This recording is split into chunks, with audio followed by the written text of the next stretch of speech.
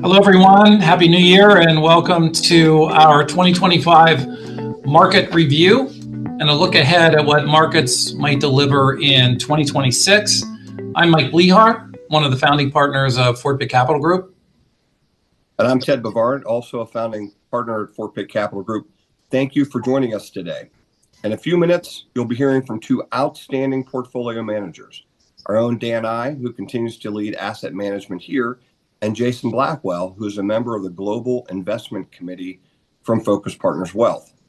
But before we start, I'd like to take some time to talk about some exciting changes ahead for the firm. And first, we'd like to thank you, because without you, this doesn't exist, and we appreciate you continuing to be a part of this journey with us. Thanks for trusting us to handle all of your financial matters. We're moving into an exciting next chapter in the growth of our firm. As our clients have been notified, as of January 1, Fort Pitt Capital Group is now Focus Partners Wealth. Yes, it's a new name, but with additional resources, services, and portfolio strategies that'll now be available to you. Yes, we know many of you like the Fort Pitt Capital name, as do we. And you can keep calling us that if you like, but a name change does not change our culture. It doesn't change the people you work with. That stays the same. So be assured your advisory teams are still here. They're the same people. Reach out to them with any questions you have. What is changing is what we will be able to deliver for you. First, portfolio strategies will stay the same, but we'll have more options available to you.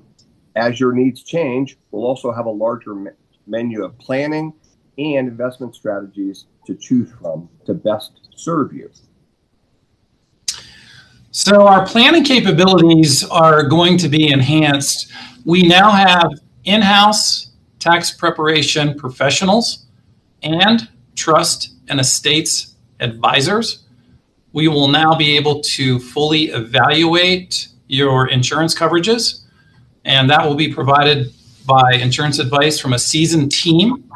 Alternative investments and private equity investments that have been fully vetted will also be part of our offering. And investments in real estate that provide cash flow alternatives will also be available. I could go on, but this just gives you a good idea of the depth of what we will now be able to offer. Many of these things are things that we had on the drawing board and may have taken years for us to develop on our own. Now we have them immediately at our disposal, and we could not be more excited about what we are going to be able to offer all of our clients. Our goal is to be delivering the large company capabilities that Mike just went through with that continued small firm feel. We know we will be able to do that for you. All right, with that, let's turn it over to Dan and Jason. Guys? All right. Thanks, guys. And Happy New Year, and thanks to everyone joining us live today. I thought we'd start off with a look at how a broad range of asset classes performed in 2025. Okay, so if we look over to the left, we can see the various segments of the equity markets in the blue bars, and then the different categories within fixed income in the green or the teal, and then asset classes like real estate and commodities over to the right. So as you all are well aware, another good year really across the board. Solid returns for both stocks and bonds. The S&P finished up the year up close to 18%, and that's after, let's call it, 25% returns in both 2023 and 2024. I'd say what really stands out to me on this chart is the significant outperformance from both developed international equities and emerging market stocks. That really hasn't happened very often, at least in recent history. I look back over the last 15 years. We only really had one year during that stretch when both developed and emerging markets outperformed the S&P or U.S. indices.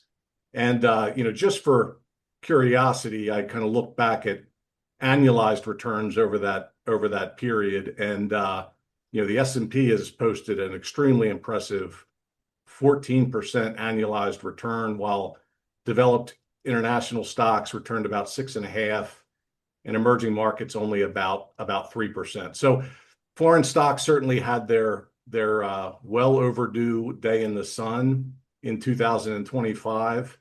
And I think we could really attribute that to what we see on the right-hand side of the chart here. The U.S. dollar had its weakest year since 2017.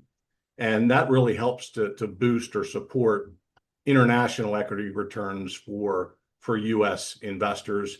And also, just simply, international certainly got cheap enough from a relative standpoint to sustain a healthy bounce in 2025. So I would just say from my seat, I don't think that we've seen, a huge dimensional shift in the long-term structural picture of, pound for pound U.S. businesses being a bit more competitive, more innovative, more profitable, and more efficient. So if I had to give just a real quick kind of one sentence summary in terms of what drove the positive outcome last year, it would be just simply better than expected outcomes in a number of different areas, especially if we use early April as the baseline for investors' expectations. It does seem like a long time ago, but that was right after the much steeper than expected Liberation Day, tariff rates were announced. Shortly thereafter, we saw, sentiment levels just plummet across investors, corporate leaders, and consumers, really across the board. And as most of us probably, remember, we had a very rapid and volatile retreat in equity markets, briefly moving into bear market territory for the S&P, and bear market defined as a 20% drawdown from the previous high. So this chart shows really the consensus expectations for 2025 GDP growth throughout the year. This is really the view or the summary of views from economists and forecasters. And we can see that we started the year off with expectations for a little bit over 2% growth, kind of normal long-term trend-like growth expectations at the beginning of the year. And then those growth expectations really fell off a cliff in early April, down to about 1%. And I think that's generally economists speak for, we don't know what's going to happen, but we think there's a very high, probability of negative economic growth or recession, but certainly no recession in 2025. We did have a contraction in GDP in the first quarter of the year, which I would really attribute to some technical factors, but strong results in the second quarter, third quarter as well. We averaged, pretty healthy 4% growth. And we're looking at expectations right now for Q4 GDP growth of about 3%. So I think investors kind of rushed to price in, a very negative economic outcome that really never transpired.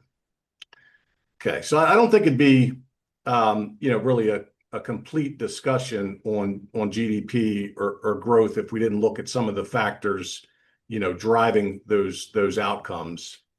And as we can see on the chart here, a big part of economic growth is coming from investment in technology infrastructure, or more specifically, AI or artificial intelligence infrastructure. So things like semiconductors, data centers, servers, and network equipment. So just to put that into context, and I won't steal Jason's thunder here, but if we look at just the top five, hyperscalers or cloud companies, the Alphabets, Amazons, and Microsofts of the world, they're likely to spend, $400 billion on AI infrastructure in 2025 when the numbers are all said and done. And that spending, certainly was large enough to boost economic growth. There are certainly a bunch of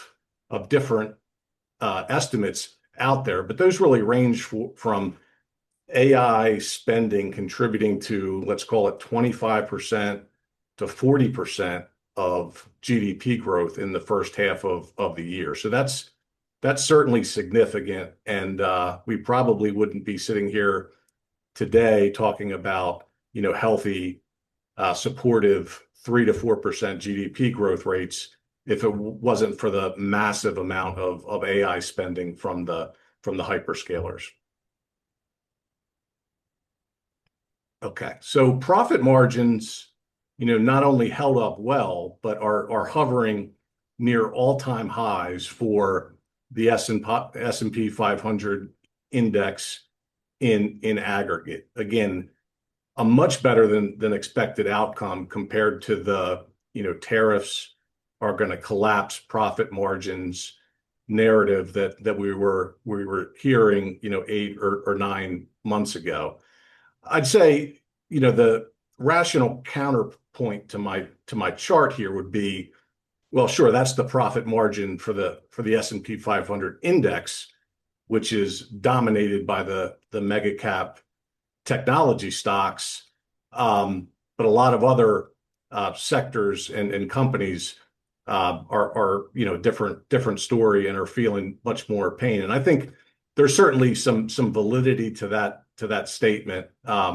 We certainly are seeing more of an impact from companies such as footwear and apparel and auto companies. But I think looking back, our statement at the beginning of the year still rings true. I think that companies were very well prepared for the tariff outcome and scenario. They learned a lot of important lessons from the first trade war with China, and also the COVID-related, supply chain snarls that we dealt with for a few years. So company management teams were just not sitting on their hands. They were well prepared for the environment.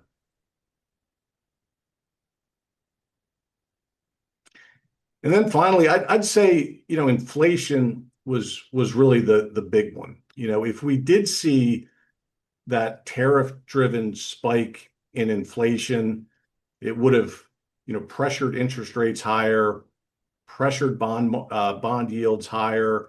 That would have been a difficult backdrop for the stock and bond market, frankly. It would have made it very challenging for the Federal Reserve to cut interest rates like we saw throughout 2025. But again, a much better than an expected outcome here. Inflation readings were pretty consistent throughout the year.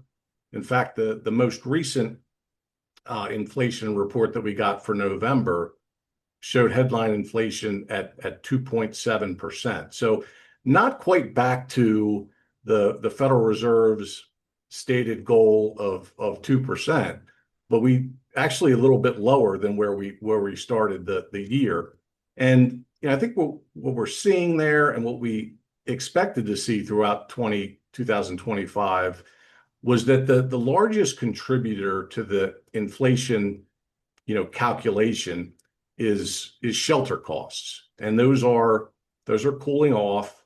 And given that category represents 35 to 40% of the inflation basket, depending on how you want to measure it, it certainly carries a lot of weight and did a lot of the heavy lifting to keep inflation well behaved and in check last year. And we're also seeing some help in some other areas, such as used car prices and most categories of insurance. So I think that's a bit of a recap of 2025 and some of the factors that help to drive, positive outcomes, I'll go ahead and pivot to Jason and have him outline some of the themes and opportunities that we think will be important to 2026.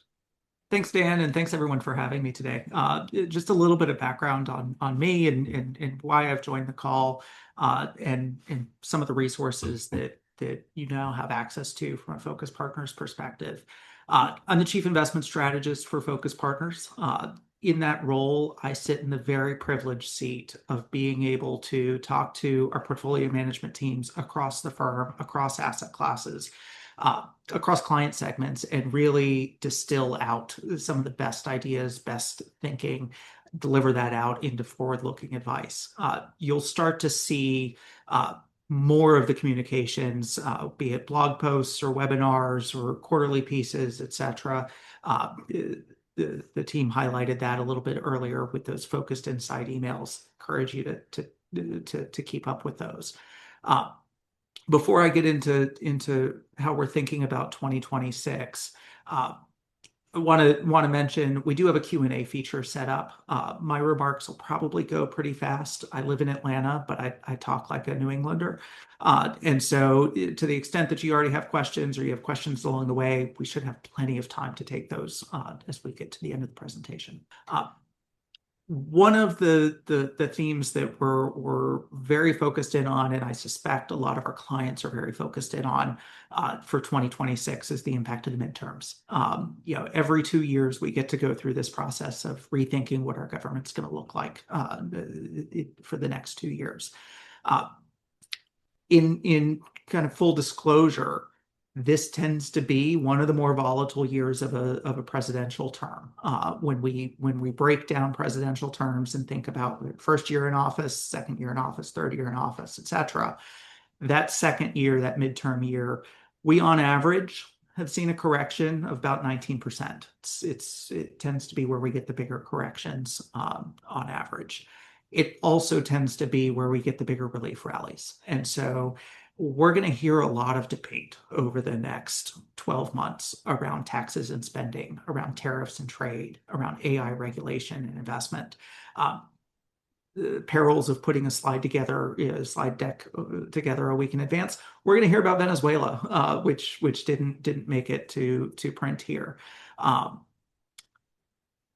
advice is these are fairly unpredictable in terms of their timing. We can expect some volatility this year, but we can also expect a potential rebound on the other side of it. We wouldn't try to time that. We would stick to the knitting, stick to that longer term time horizon, and really keep focused on what's important. At the end of the day, what we care about as investors is earnings. And we care about investing with companies and in industries and in sectors where they can really navigate whatever those political headwinds are and come out on the other side with better earnings. And we think, as Dan's pointed out, we're in a pretty good position to do so. The next place that we're focusing in on is really on that consumer health story. So, you think about those inflation numbers, and what we hear in a lot of headlines is a poor man's or an average man's inflation being a bit higher than that. You start to hear about, well, our debt load's too high, particularly on households, also federal government, but that's a different story. What does the consumer look like as we enter 2026? I'm going to start out by suggesting the consumer looks pretty healthy. If we look at their debt service as a percent of their income, we're right in line with the post-global financial crisis average. So we had a very healthy consumer kind of in 21 as incomes were rising. And employment markets were tight, but we're kind of right in line with the historical average. And if you go back to 1980 rather than just to 2010, we're actually even still a good bit below the long-term average. What this means is the consumer that really powers about 2/3 of the economy has the capacity to spend. We're not looking for default rates to pick up in a meaningful way. We feel pretty good about where their debt load is. Add into that what we anticipate happening in really starting in the next few weeks is federal tax refunds are expected to be roughly 40% higher than they were last year. What this is we had the One Big Beautiful Bill Act in 2025. They gave the guidance to company payroll systems don't reflect the One Big Beautiful Bill Act. We want that to come through in a refund in 2026. And so you have tax savings that actually hasn't been realized by most households that'll start to come into those households. Really, like I said, people will start filing taxes, some of them even in the next couple of weeks. That's a pretty significant sugar rush to the economy. And if you think about all the stresses that you see in the headlines from a household perspective, alleviates quite a bit of them. I think Scott Bessent is on record of saying he expects the average refund to be roughly $1,000 more than last year. This analysis actually suggests it may even be a little bit higher than that. You're also going to see similar benefits come through on the corporate side. So consumers, we feel pretty good about coming into 26. Thinking about businesses, and private credit is not an area that I think most of Fort Pitt's clients have invested in the past, but it's been a bit in the headlines. You had Jamie Dimon come out and say, it's like cockroaches. There are going to be defaults everywhere. I think there's a little bit too much fear mongering here. And when we think about corporate health, we think this is important to think about as well. So what is private credit to start with? This is essentially companies, instead of going to the bank for loans, they go to private investors. And that has a number of benefits. They get a little bit they get a little bit speedier answers. They get a little bit more customized terms. We spread the risk out rather than having all the risk in the banks. We start to spread it out amongst insurance companies and pension plans and private wealth investors, et cetera. And from an investor standpoint, we actually get pretty darn good covenants, which is to say, as soon as you miss a payment, we can see it. As soon as you take on more debt, we can see it, and we can restrict companies from doing it. This is an area that has attracted a lot of capital over the last 4 or 5 years, and we think deservedly so. But what happens when any asset class attracts a whole lot of capital is you start to see some managers start to take some shortcuts. You see some managers come in and they're new to the space and they don't know exactly what questions to ask. And so we've seen a little bit of pickup in defaults. We've seen a little bit of pickup in particularly high-profile fraud-related bankruptcies. We think there's 2 ways to solve for that. One, invest with really great managers. 2, diversify the heck out of your loans so that you're not loaning all of your money to one particular borrower. And 3, make sure you're getting enough income that it accounts for the potential losses that you'll have, even if you did 1 and 2 really well. When we look back at private credit as a history, that number 3 has been really important. Realized income has remained well above loss rates, even if we look at the global financial crisis, which was arguably our biggest stress test here. 12-month average, you saw realized losses get to about 9.3%. That's a big number to be short, but you were still running income at 12, and so investors were still coming out ahead. At this point, we're looking at interest rates or yields in the, call it 10% range, and you're looking at default rates that are south of 2%. We continue to think this is an asset class that makes sense, but we're not suggesting piling in. We want to be selective as we allocate. The other piece to it, and what somewhat belies the chart on the left-hand side of those realized losses, is we have this thing called payment in kind. And essentially what this is I can't pay my bill this month. I can't pay my interest and principal payment. And I say, just add it on to the top and I'll pay it off at the end. And so you just have this escalating balance happening there. This got a lot of headline in 2021, and you can imagine why. 2020, 2021, people, companies were pretty cash strapped. You were looking at at government programs to get cash in their hands, etc. It appears to have really stabilized. It's stabilized at a not insignificant level in that kind of 8 to 9% range. This is something we're going to be watching, and something that we don't think comes through on the realized losses. It doesn't come through on the default rates. And again, this is an area where we want to be very selective with how we're investing in this space, and then thinking about how this impacts the broader global economy.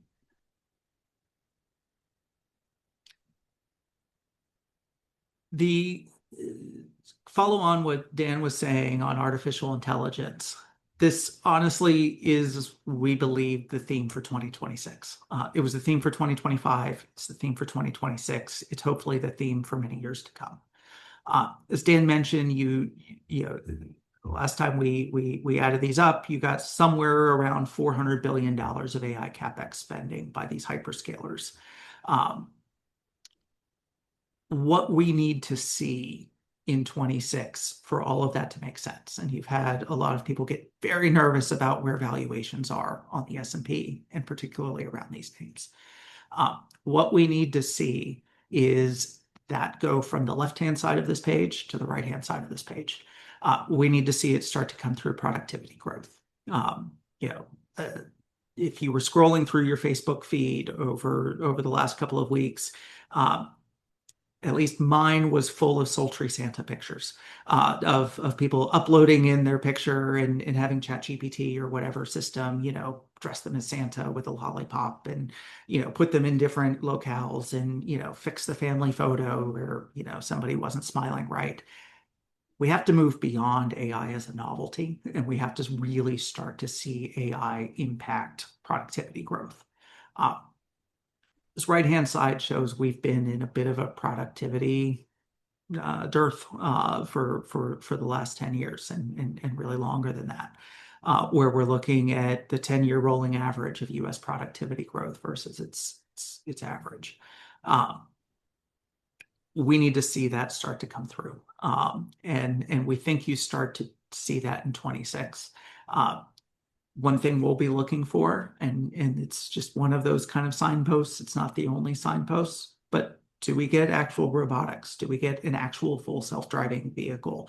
Are we seeing companies that are able to increase their revenues or maintain their revenues with fewer employees than they otherwise would have? We don't think this is a major employment event, at least for the next couple of years. We really do see it as a productivity enhancer of, can we get more out of our people using AI than hiring a bunch of additional bodies. This is a lot like the internet in our view. You think back to who won the internet. It wasn't Microsoft. It wasn't Cisco, which, by the way, just reached its all-time high for the first time since 2000. It wasn't Netscape. It was, the movie delivery company. It was, a bookseller. It was some guy that really didn't want to go to his high school reunion and so created Facebook. What you had were these firms that really leveraged the internet to create fantastic businesses. The internet didn't die when the internet bubble burst. In fact, it really had just gotten started. The risk is if we see slower than expected rollouts here. If we don't see some of that productivity enhancement, you could see investors start to get a bit impatient and ask, well, where's that CapEx spending going? Our view, that's very much a timing question, whether it happens this year, next year, or the year after. We think that AI productivity boom is a bit inevitable, But from an investor standpoint, the timing actually does matter in terms of how much volatility we see. As we think about kind of where those risks and opportunities are, we come out with a fairly balanced view. You've got the political noise and the private credit headlines on one side. On the other side, you've got a fairly neutral Federal Reserve, perhaps one that's even more accommodative. There's some question there. And you've got a fairly steady economic environment with built-in stimulus. From a market perspective, we think this artificial intelligence piece is really the tiebreaker. Whether you see those productivity launches and enhancements really take hold, that's really a fantastic boon for the market. And we'll look at today's valuations and say, well, weren't those quaint? What were we worried about? If we see that kind of slower than expected rollout, then that valuation story becomes a bit more important. You'll see a bit more of the volatility through the year. All right. Thanks, gentlemen. Appreciate that. Appreciate your comments. Appreciate all the questions people have sent and are sending. We do have a decent amount of time here, so we will try to get to as many as we can. So let me start off with,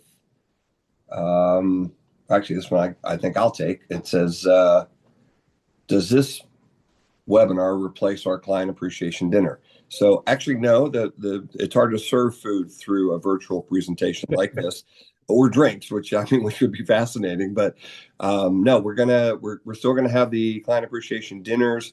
There'll be just very brief recap by Dan or one of our folks here, just on kind of a quick synopsis of what we just went through.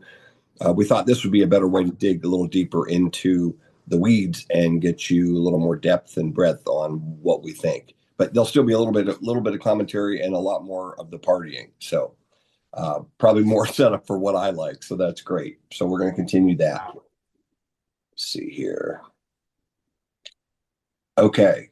Curious about what you got right, what you missed, any lessons. I mean, part of that obviously for Dan's for you, because you've got last year to kind of come back with this year. But I think maybe for both of you, like, what lessons did you learn from 2025 that will inform some of the 2026 portfolio decisions? Yeah, maybe I'll take the what did we get right and what did we get wrong comment, and hand it over to maybe Jason for some comments on what we learned. But I look back to the year, and I think early April, obviously a very rough time for the equity market. I think we did a very good job of, as we usually do, keeping the steady hand on the wheel. And it would have been nice to go into that environment with a pile of cash on the sidelines to do a bunch of buying. But that's how we looked at it, as an opportunity. And I think that was one of the kind of brief periods where we saw a lot of high quality, high growth technology stocks actually get cheap. So I think we did a good job of not only having the mindset of being able to step in there and doing some buying, but also to make the pretty quick decisions about which stocks to part ways with in that environment, to free up capital, to do that buying, which names we thought would be, have a more challenging time, recovering. So I think that went really well.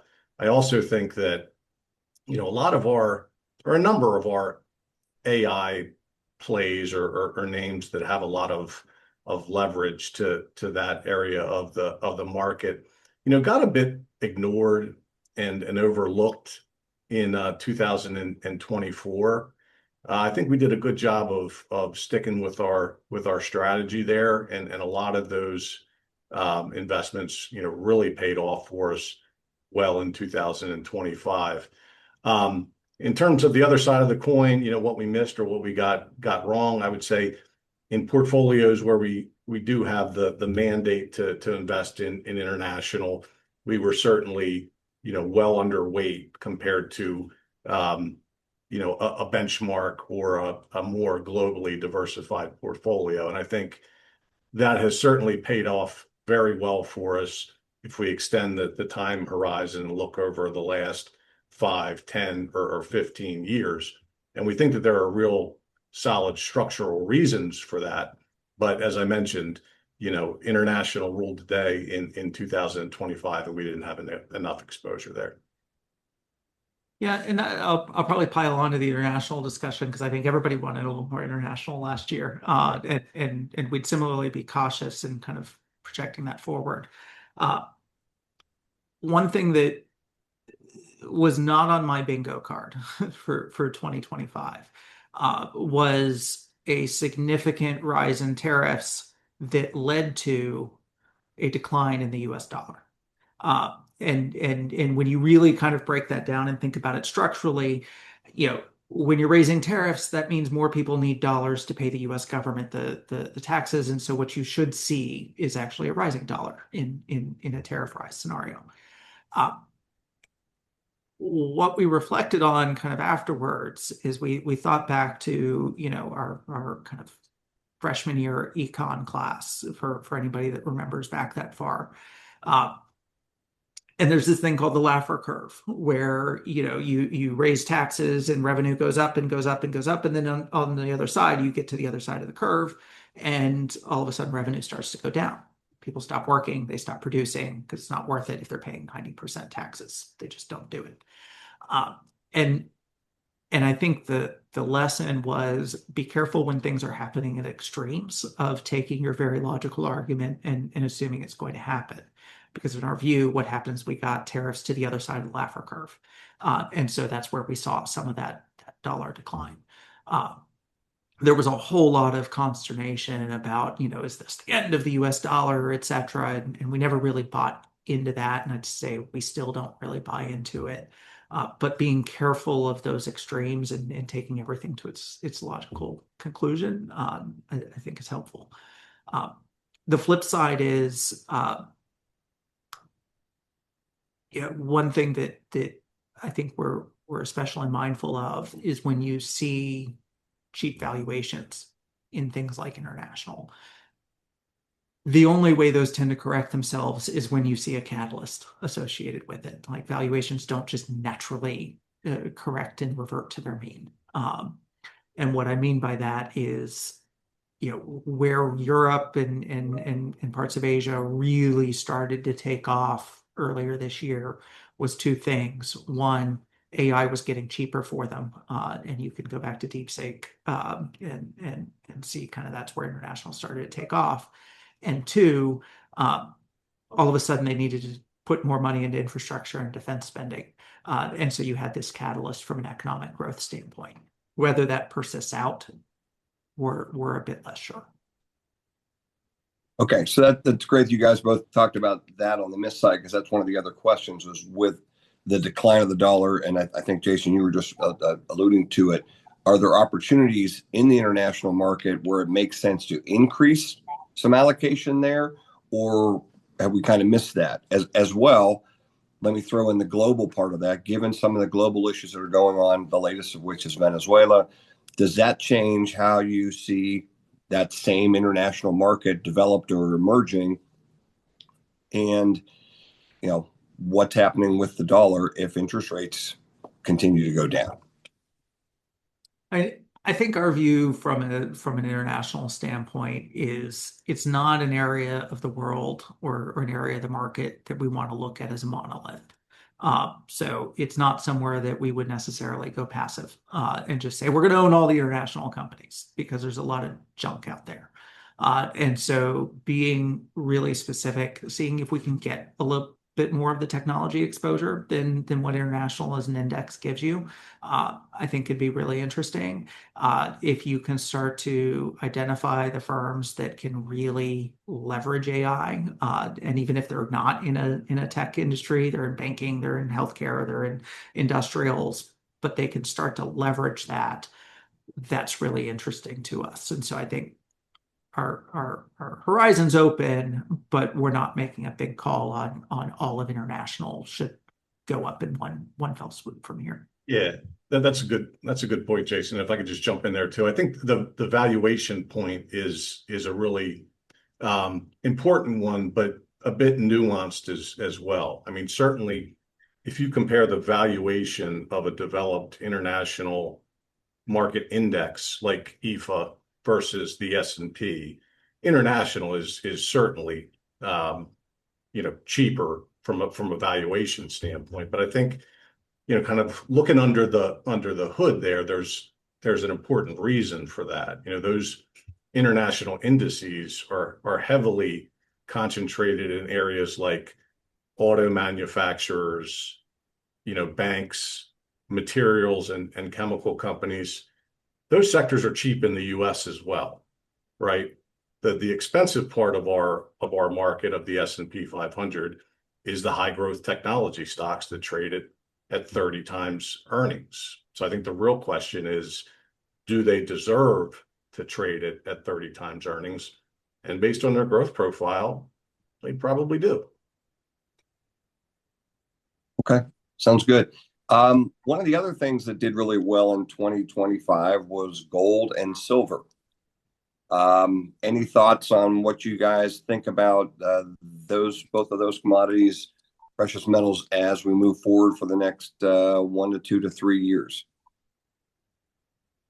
Yeah, Jason, I'll jump in here with an answer that I'm sure you can come up with a better one than me, but I'll get it started. I tend to be just a fundamental investor and focused on investing in great companies with solid management teams that have a plan for that business and are going to be able to grow earnings, expand margins, grow cash flows back to investors, which tends to be kind of the opposite side of the spectrum from investors that focus on gold and commodities that are difficult to value in my opinion. I just will say that I think a lot of the support that we're seeing in those markets, in the precious metals market, is really from central banks.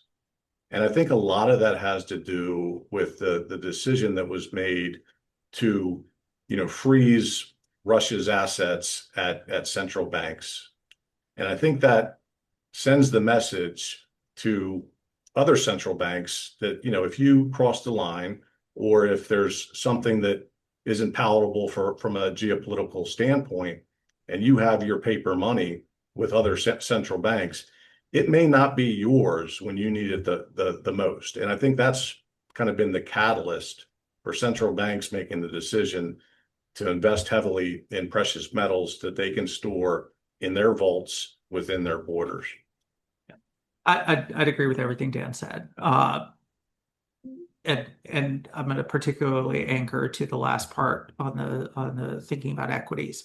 What we like as investors, I think why we all invest, is at some point we want cash flow. And it may be this year, we're looking for income off the portfolio this year. It may be 20 years from now and we're investing in a high growth company, but it's because we believe they're going to give us cash flow at some point in the future, and that's going to deliver back. When we look at these cash flow-less assets, you're really making a bet that somebody else is going to pay more for this at some point than you are, and that doesn't feel like an interesting investment from our standpoint. Doesn't mean it can't make money. Where we have been interested has been in some of the commodity producers, even some of the gold miners, where we can get an element of that cash flow out of the business, have that be one source of return, and then we have the underlying commodity play. Interestingly, like what did better than gold last year? Uranium. And it was you go back to thinking about AI, and it all seems to come back to this AI story. You're going to need a lot of data center. You're going to have a lot of nuclear investment to create that puts some significant upward pressure on uranium. It's maybe moved a bit too far, so I'm not suggesting everybody run out and jump in. But again, if we can invest in those producers where we have a way to access the cash flow without hoping we find somebody that pays more for it than we do, we think that's a good thing. So you see that trend continuing, whether it's uranium, whether it's gold or silver, more where there's an application where they can use it, you see those trends continuing in the valuations? Do you think this run up has been a little overplayed? I think there's an element of commodities are becoming a bit less commoditized. And I skipped over your Venezuela question. I'll come back to it. Commodities have become a bit less commoditized, and you're seeing countries really start to build up the resources that they can be a bit more isolationist if they need to. And so seeing that drilling, and whether it's precious metals or it's oil or it's other commodities out there, I think there's an argument to be made that these were underinvested in for many years, and all of a sudden people are interested in building up reserves. Venezuela, because I skipped over the question, is a really interesting story. I mean, it kind of reads like a Tom Clancy novel if you start reading through all the, this happened here and there and everything. But what you're not seeing is a significant oil market movement off of the news. And Venezuela is really a long-dated option.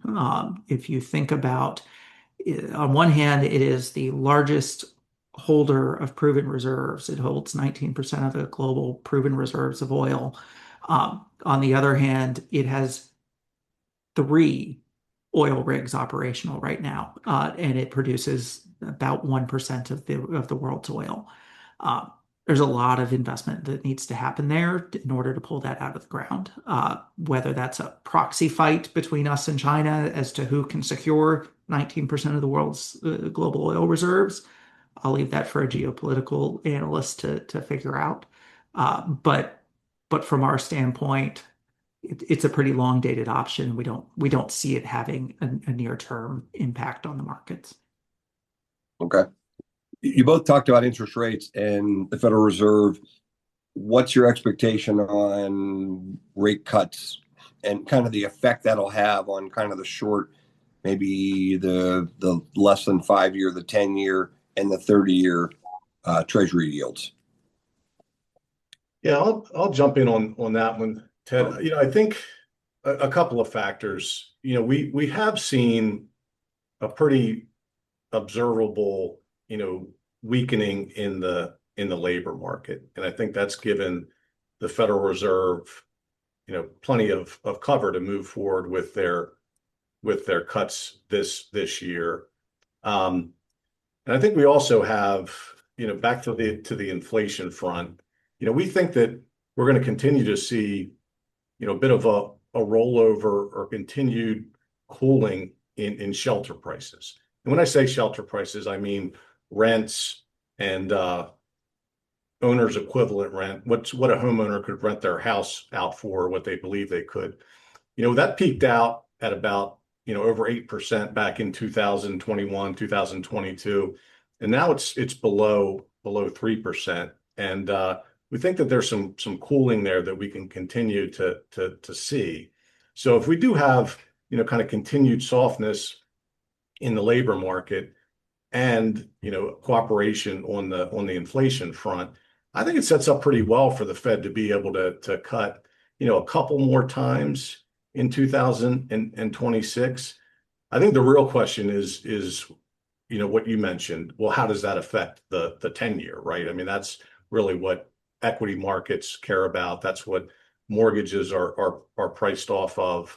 And I think we still have this situation where, today we're talking about 3 or 4% GDP growth, nowhere near, an economic downturn or a recession, and we're still running, annual budget deficits of 6.5%, 7%. Which, if we look back, 15 plus years ago, those were the kind of budget deficits that we ran when the government tried to pull the economy out of a very deep, recession during the great financial crisis. So we continue to run those budget deficits. I think it's going to be hard for us to see, the 10-year bond yield follow what the Fed does. I mean, it's likely to be pretty sticky above that 4% level, unless we see the the government start to be more restrained in their spending. And I've been caveating that for the last 6 or 7 years, and we haven't seen it move in that direction, certainly. So,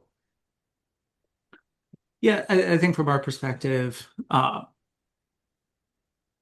I wouldn't take significant bets on what the Fed's going to do over the next 12 months. I think you're seeing enough Fed speak come out that they believe they're right around neutral. You have more dissent happening right now on the Fed, and what's fascinating about it is you have dissent on both sides. At this last meeting, you had Federal Reserve members saying we should cut further, and we had others saying we shouldn't cut at all. And what we ended up with is a 25 basis point cut. I think what that tells you is you're going to see a more, and that's not to say they haven't been, but a more deliberate kind of cut, pause, or cut, pause kind of approach until they really have their heads around kind of what the economy needs.